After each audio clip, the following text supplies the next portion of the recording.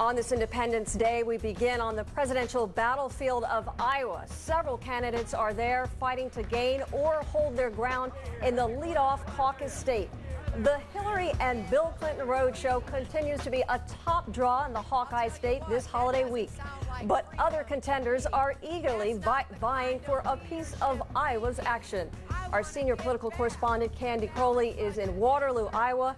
Candy, is this just all about 4th of July hype, or is there any substance that you're hearing? Well, you know, Hillary Clinton giving her speech right now here in Waterloo, Iowa, there is substance in it in the broad view sense of things. She talks about health care, she talks about education, she talks about jobs, but they're broad view and it's a standard stump speech.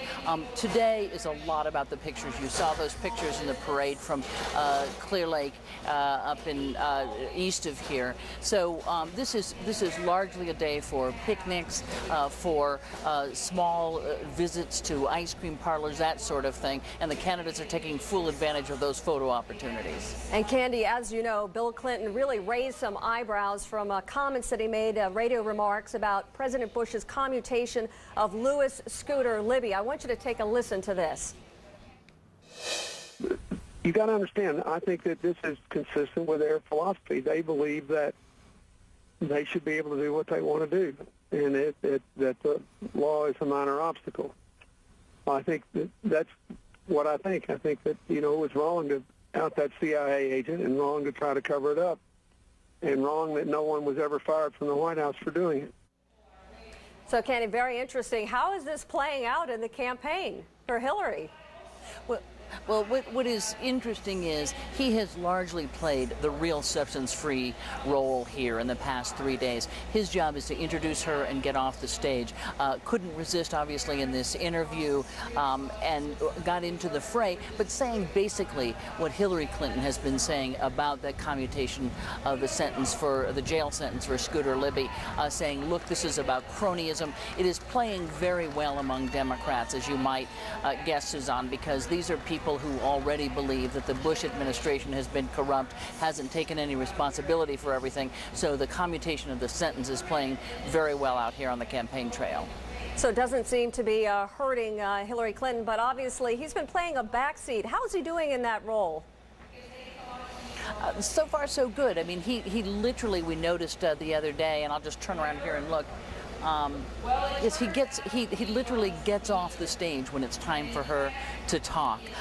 They clearly want him to be there to kind of give that aura of kind of a quasi incumbent, but then they need her to not be under his shadow, both literally and figuratively, and he's played the role pretty well. Okay, Sandy, thank you so much. Enjoy the holiday. The first presidential contests still are more than 6 months away, but there's plenty of summer heat being generated by top contenders. Here's our senior political analyst, Bill Schneider. You want fireworks? Bring on the poll of polls. Where do the candidates stand on this 4th of July? 9 national polls of Republicans were taken in June. Rudy Giuliani's still leading, but his numbers have been dropping since March. So have John McCain's. The undeclared Fred Thompson is nearly tied with McCain for second place. Mitt Romney barely registers in double digits nationally. He's still largely unknown across the country. No other Republican candidate reaches double digits. But national figures don't mean as much as the candidates standing in the early voting states where they've been campaigning and advertising. Take Iowa, where the first caucuses will meet. The latest poll shows Romney leading there. Romney's also leading in New Hampshire, which holds the first primary. He's well known there because he was governor of next door Massachusetts. McCain is also doing well in New Hampshire. He won the New Hampshire primary in 2000. On to the Democrats. The national polls have been stable all year. Hillary Clinton first, Barack Obama second, John Edwards third. No one else in double digits. And in the early states, Clinton is ahead in those too. But Edwards is breathing down her neck in Iowa. Obama does pretty well in New Hampshire, where independents can vote in the Democratic primary.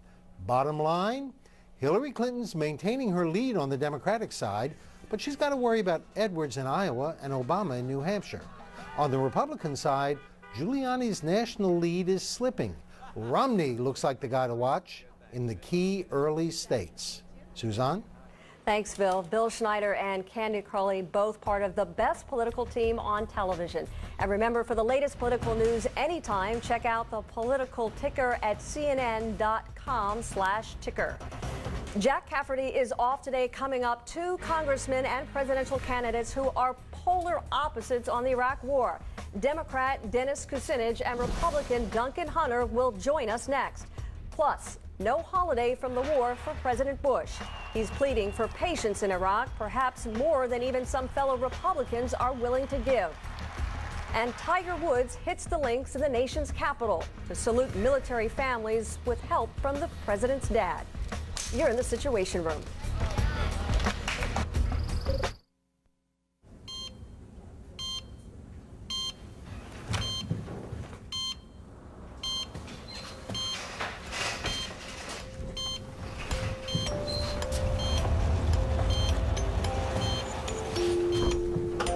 Most vehicles can help protect you during an accident. We prefer to help you avoid one altogether. The 2008 Lexus RX with 14 actively safe features. 3, 2, 1, go!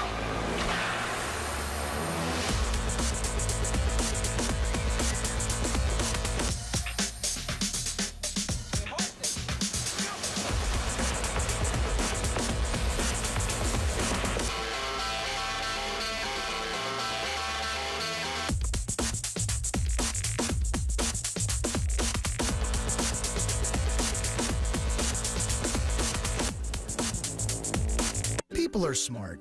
And when it comes to home loans, they don't want smoke and mirrors. They want a smart rate, like our 30-year fixed mortgage around 6 1/8%. Call 1-800-DITEC-1 now to get a loan without being sawed in half. DITEC. People are smart. It fuels our lives and creates the products we depend on. It powers our workforce. It brings us home and gives us warmth. It lets us travel the earth and reach for the sky. Vital for life, too precious to waste. Oil and natural gas. Together, let's use it wisely. Learn more at energytomorrow.org. Sold-out audiences across America are raving about Sicko. Groundbreaking, patriotic, Pure genius. Every American needs to see this film. Michael Moore's best movie to date. I cannot stop laughing. That is fantastic. Sicko, rated PG-13. Come on, Moose. Your dog's one of a kind, like no other.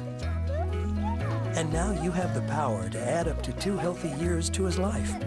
A groundbreaking 14-year study by Purina proves that Puppy Chow, then Dog Chow Nutrition, fed properly over a lifetime, helps add up to 2 quality years with your dog. Long live your buddy. Long live your dog. Purina Puppy Chow and Purina Dog Chow.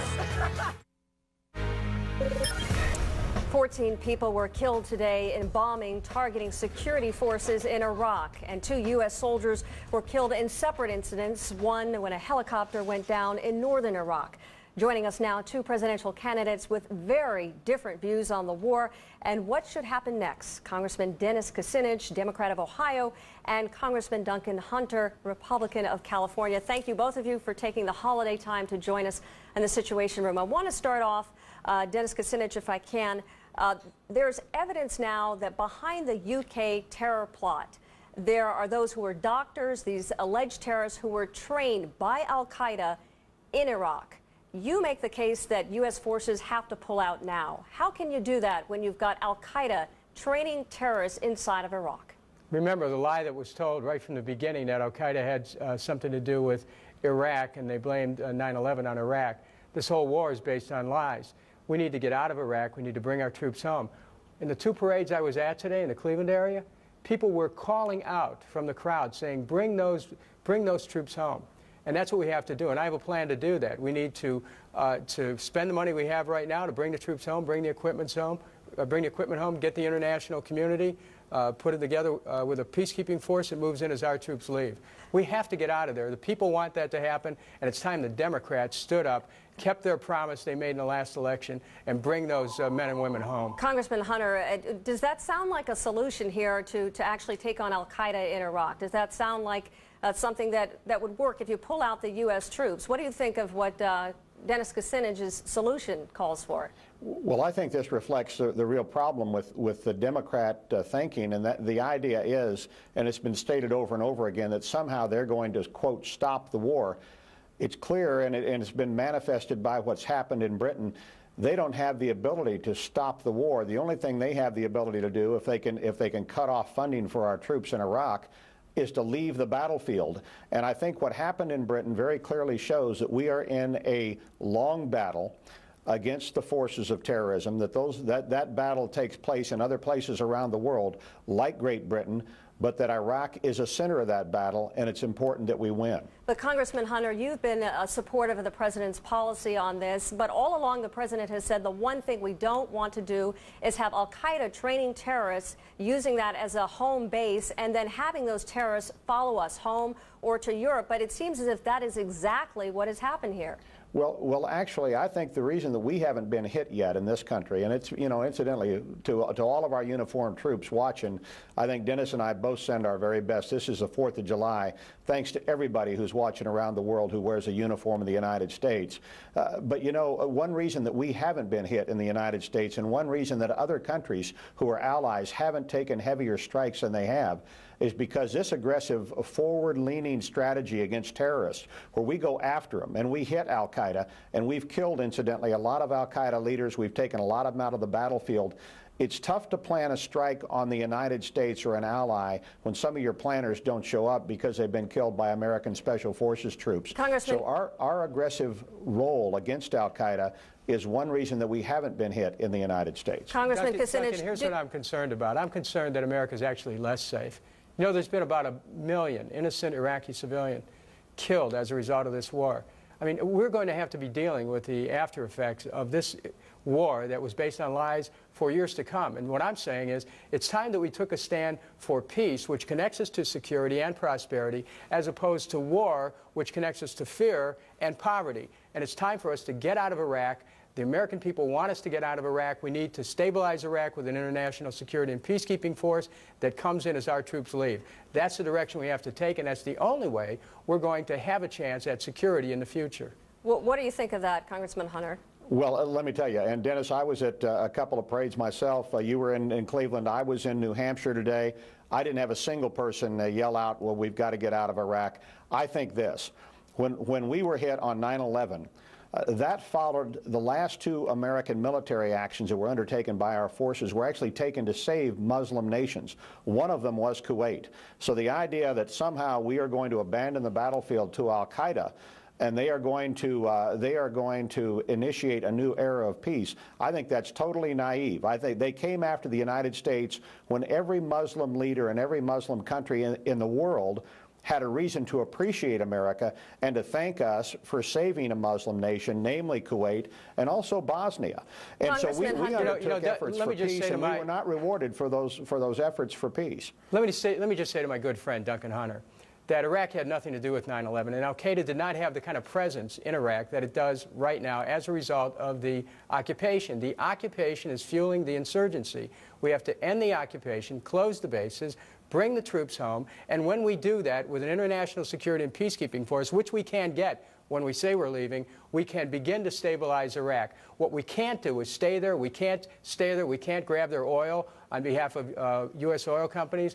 We'll end up with wider war there. I wish my friend Duncan Hunter the best, but I have to tell you, I think the American people truly want a new direction in Iraq, and I think that direction is out. Congressman Hunter, I want to ask you, because you said that the people in the parades you've attended are not calling for U.S. troops to be pulled out of Iraq, but isn't it possible that you're just talking to... No, I said they weren't yelling at the during the parades today. Okay, but the people you're talking to, obviously they support your position, but the polls are showing that most Americans want to have U.S. troops pulled out of Iraq. Well, listen, all Americans want to bring our troops back safely from every area. My son has done 2 tours in Iraq. He's now in Afghanistan.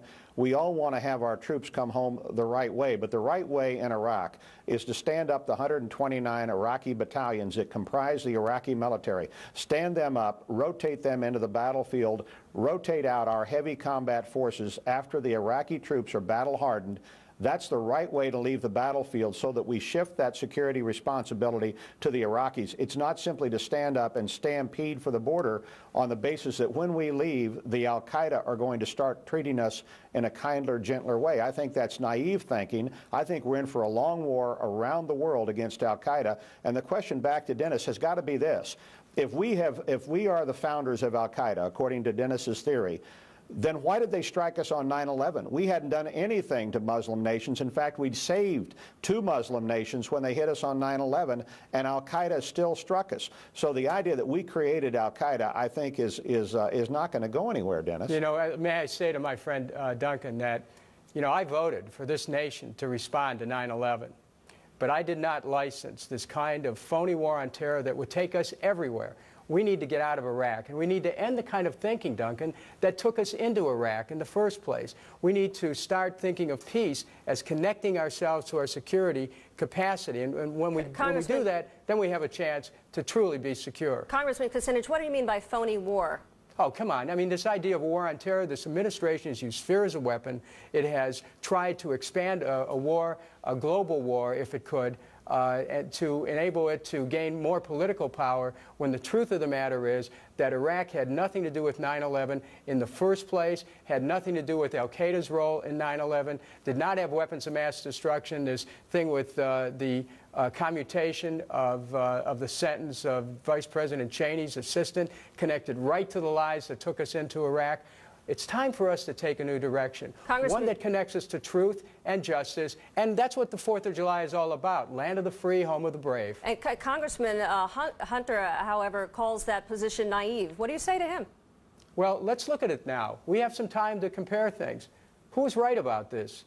You know, we went into Iraq based on lies. Now, has that made us more safe? Are we safer today because we fought a war that has cost us the lives of 3,500 our brave men and women, cost us over, you know, perhaps as much as $1 trillion to $2 trillion, borrowing money from China to fight a war in Baghdad, and killing perhaps as many as 1 million innocent Iraqis? This war has been a colossal blunder.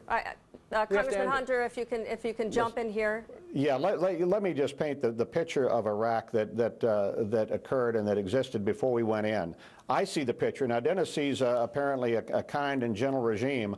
I see the picture, the photographs of those dead Kurdish mothers laid out across that hillside in northern Iraq, holding their babies, killed in mid-stride by poison gas as it hit them. I see these excavations in these mass graves where mothers and their children, all executed with 45 slugs to the backs of their heads by Saddam Hussein's people, are being excavated right now by anthropologists. I see a system of mass murder, and that's what the United States stopped. And I think every American who participated in that, the 1.2 million Americans who have participated in both the Afghanistan and the Iraq theaters, have done a great service for the world. They've done a service for freedom. They can be proud on this 4th of July that they have served freedom around the world. We're going to take a quick break, and we'll get right back to both of you right after that break. Still ahead, Al Gore's son busted. Details from the police blotter ahead. And Bill Clinton's take on Scooter Libby's reprieve from prison. Does the subject hit him too close to home? Donna Brazil and Rich Galen are standing by for our strategy session. You're in the Situation Room.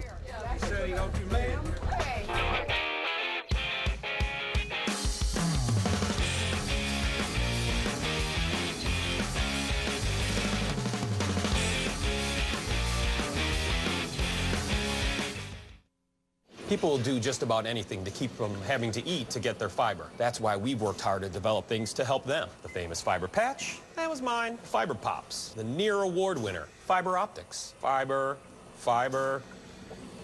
Bill, he's part fiber. For me, I just go with these all-brand yogurt bites. Crunchy flakes with yogurty clusters. Wish I had the patent on these little guys. And with 3 times as much fiber as the leading supplement, I mean, if everyone tried these for a couple weeks, what would they need me for? This is is my mother, and this is my grandmother. Both my mom and my grandmother would experience bloating, irregularity. When I started having problems, I asked my mom about it, and she told me about Activia. I tried it, and I'm hooked. Ooh, yum, yum. Dannon Activia, with the natural culture Bifidus regularis, is clinically proven to help regulate your digestive system in 2 weeks. This is when I get sad, because it's gone. Help naturally regulate your digestive system. We just got a new car. Good time to look at new car insurance, and we went with Progressive, saving like $400 a year. But what really impressed me was they actually gave me the rates the other big companies. Was not expecting that. I mean, that kind of honesty is... Oh, did you have anything to do with this? No. Right. Get Progressive's rate plus other big companies in about 8 minutes. Go to progressive.com today. Tonight on 360, the women behind the men running for president. How are they making their own mark on the race for the White House? Running Mates, a 360 special tonight, 10 p.m. Eastern. Hey, I'm Don Shula, and I lost 32 pounds on Nutrisystem. And I'm Marianne Shula, and I've lost 23 pounds on Nutrisystem. Introducing Nutrisystem Silver, the weight loss program that lets older Americans eat great and lose weight. Let's face it, the older you get, the harder it is to lose weight. Not anymore, honey. It's easy with Nutrisystem. Call or go online now to order 4 weeks of delicious meals. Through this special offer, your order will automatically be delivered once every 4 weeks. And you can get an extra 2 weeks of Nutrisystem Silver meals free. I'm 77 years old, and I feel great. It's so easy. Our secret is the breakthrough science of the glycemic advantage that separates good carbs from bad. Every perfectly portioned Nutrisystem meal is delivered right to your door, and your shipping is free. Trust me, you will lose weight. See how Nutrisystem Silver can change your body and get a full 2 weeks of food and these vitamins free. Call now to find out how. Larry Burkhead with his and Anna Nicole's baby, Danny Lynn. Larry King tonight. And we're back now. A debate taking place between Congressman Dennis Kucinich and Duncan Hunter. Thank you very much. I want to follow up, Kucinich, on what you said about a change, time for change here. You have called for impeachment of the vice president. Clearly, you don't have the support from the Democrats. Even House Speaker Nancy Pelosi is not backing you on this. So what is the point of this? What is the purpose? Well, there's more people who have joined it. There's over a dozen members of Congress now, and I think more and more people are looking at the conduct of the office of vice president and very concerned. I mean, this war has weakened this nation. It has weakened our military. It's weakened the National Guard. It has weakened our budget. And I want a strong military, but one that you don't send into battles based on lies. So your move for impeachment, is this a real move forward? Do you see this as a realistic approach here, something that's actually going to happen, or is it more of a symbolic statement? Today's the 4th of July. It's about the Declaration of Independence and, by reference, our Constitution, everything this country stands for. Do you have the support for it? Do you believe you have the support for the impeachment? The American people, I believe, support standing for the Constitution. And they're looking at all these other candidates for president and want to find out who will stand for the Constitution, who will set high standards. You hold high office, you ought to be held to high standards. You ought to keep your oath of office. The vice president did not. He's responsible for standing up for the Constitution and the laws of this country. And frankly, this is about the Constitution. It is a sacred document. On this day of all days, we ought to be standing for our Constitution. Congressman Hunter, do you believe that this is something that's appropriate to do? No, obviously not. I don't think there's any basis for it, and I think that's the reason that it's difficult for Dennis to get co-sponsors for this piece of legislation. I think the vice president's done a good job for this country, and you know. But how do you hold the leaders accountable here? How do you hold them accountable? Obviously, Kucinich has an idea to hold them accountable. There's a lot of feelings of distrust, particularly when it comes to the Scooter Libby matter, that this administration is not to be trusted. You know, I'm glad you asked that question about accountability, because as Dennis was talking about how the Iraq War was based on what he called lies, I think of the fact that I held 2 classified hearings for every single member in the House, in which they were able to talk to members of the CIA and the Defense Intelligence Agency who had differing views on what Saddam Hussein had before we went in, before we gave that vote of empowerment to the president to invade Iraq. I invited every Democrat in the House and every Republican in the House, and about 200 of them attended these hearings, and they came away. They were able to ask any questions they wanted. There were no handlers from the White House. And the idea that Democrats now claim that they were hornswoggled on Iraq, that they didn't have enough information. Any member of Congress could have asked more questions at the 2 hearings that I held. They also could have called back the CIA or the DIA for more information. So the idea that Congress wants to shirk and shed accountability, including Democrat members of Congress who voted to empower the president to go in. And, you know, I also looked at the statements that were made by people before the year 2000 about Saddam Hussein. The toughest statements about Saddam Hussein that said that he was developing weapons of mass destruction and had to be stopped, you know where they came from? They didn't come from conservatives. They came from Senator Hillary Clinton. Now Senator Hillary Clinton, but before she was a senator, they came from people like John Kerry. I want to give they came from people like Congressman Al Gore. Kucinich a chance to respond and weigh in here. It's hornswoggle is a word I just haven't heard before. So I think he agrees with me on that. Your viewers are actually looking at the one presidential candidate who wasn't misled. I knew from the beginning that this war had no basis in fact, and I think people are looking for a president who has the capacity to analyze exactly what's going on at the moment and to be able to make the right call. There are a number of Democrats who are running for president who either voted for the war based on being sold a bill of goods, or they voted to fund the war. And I have to tell you, I think the American people are looking for a whole new direction which rejects war as an instrument of policy and which understands that the strength that we need in our military is also backed up by the strength of a leader who can tell the truth and who knows the difference between truth and a lie when it comes to whether or not you'll commit those brave young men and women into a battle. I want to wrap this real quickly on another subject. Duncan Hunter, the immigration bill reform obviously failed, did not get the support. That in some way, I guess, a victory for you, but the president is not bringing up new legislation. Secretary Chertoff is not doing that. So what do you do now here? You say the system's broken. You've got 12 million illegal immigrants. Do you have a plan B here? Absolutely. Here's what we have to do. How about enforcing the law that we already passed? You know, I wrote the border fence bill. That's the bill that extends the San Diego double border fence. Are you saying the president isn't enforcing the law? Well, he has not built the fence. I wrote that bill in October. It was passed by the Senate by a vote of 80 to 19. It was passed by the House overwhelmingly. That extends a double border fence 854 miles, mandates its extension across Arizona, New Mexico, and Texas. I checked the other day, and the administration has only built 13 miles of the 854 miles. Well, what do you do now? Have you talked to the president about this? Yes, I have. I informed him the other day that it was only 13 miles. He expressed surprise at that. I told him I would get the exact footage back to him. So did he know it was only 13 miles? Did he know?